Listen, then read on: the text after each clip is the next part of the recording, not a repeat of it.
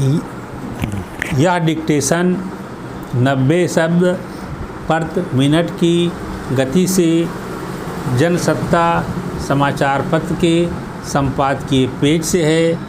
यदि यह आपको अच्छा लगे तो लाइक, शेयर और सब्सक्राइब अवश्य करें। रेडी। राष्ट्रीय राजमार्गों पर हादसे रोकने के लिए ब्लैक स्पॉट यानी दुर्घटना बहुल हिस्सों को चिन्हित करने की तैयारी में नया कुछ नहीं है। इस तरह की घोषणाएं एक लंबे समय से की जा रही हैं, लेकिन ऐसे हिस्से खत्म होने का नाम नहीं ले रहे हैं। जहां दुर्घटनाएं होती रहती हैं, अब राष्ट्रीय राजमार्गों पर ब्लैक स्पॉट के साथ वाइट कॉरिडोर भी चिन्हित किए जाएंगे, ताकि जोखिम वाले हिस्सों के साथ उन हिस्सों की भी पहचान हो सके जो ठीक ठाक हैं और जहां बीते 3 वर्षों में कोई दुर्घटना नहीं हुई। यह ठीक ही है, लेकिन इस कवायद की सार्थकता तभी है जब राजमार्गों पर दुर्घटनाएं और उनमें जान गंवाने एवं घायल होने वालों की संख्या में कमी आए। यह निराशाजनक है कि राष्ट्रीय राजमार्गों के जोखिम वाले हिस्सों की पहचान कर उन्हें ठीक करने की पहल अंजाम तक पहुंचने का नाम नहीं ले रही है। राजमार्गों के ब्लैक स्पॉट खराब इंजीनियरिंग और डिजाइन का नतीजा है। समझना कठिन है कि आखिर राजमार्गों का निर्माण और उनकी मरम्मत करते समय ही इसकी सुध क्यों नहीं ली जाती कि कहीं कोई ब्लैक स्पॉट ना रहने पाए। यह प्रश्न इसलिए गंभीर है क्योंकि राजमार्गों पर ब्लैक स्पॉट के चलते लगातार हादसे हो रहे हैं। किसी राष्ट्रीय राजमार्ग पर तो ब्लैक स्पॉट कहे जाने वाले हिस्सों की लंबाई 500 मीटर तक है।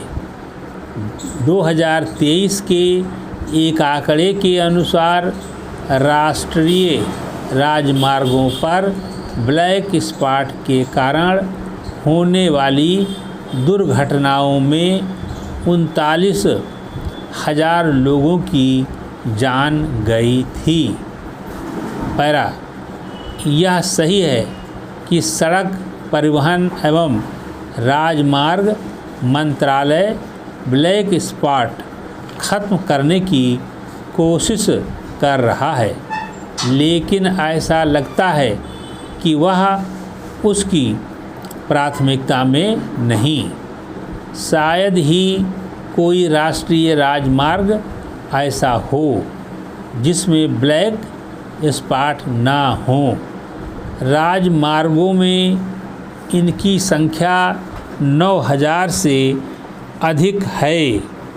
इन्हें अगले साल मार्च तक ठीक करने का वादा किया गया है, लेकिन यह कठिन काम है और यह तब पूरा होगा जब नए ब्लैक स्पॉट ना बनने पाएँ।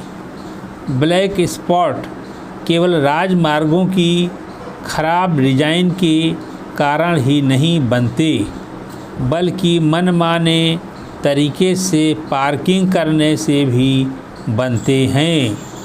इसे लेकर गत दिवस ही सुप्रीम कोर्ट ने टिप्पणी की। यह भी किसी से छिपा नहीं कि राजमार्ग जहां कहीं किसी अन्य सड़क से जुड़ते हैं, वहां पर अवैध ऑटो टेम्पो स्टैंड कायम हो जाते हैं। वे यातायात को बाधित करने के साथ ही दुर्घटना का कारण भी बनते हैं। एक समस्या यह भी है कि राजमार्गों पर यातायात नियमों का वैसा पालन नहीं किया जाता जैसा आवश्यक है। न जाने कितनी दुर्घटनाएं इस कारण हो चुकी हैं कि राजमार्ग पर कोई वाहन उल्टी दिशा से चला आ रहा था।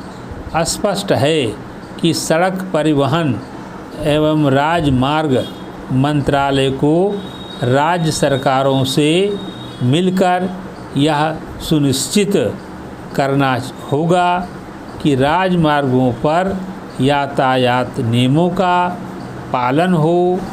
इसे लेकर लोगों को भी सजगता दिखानी होगी। समाप्त।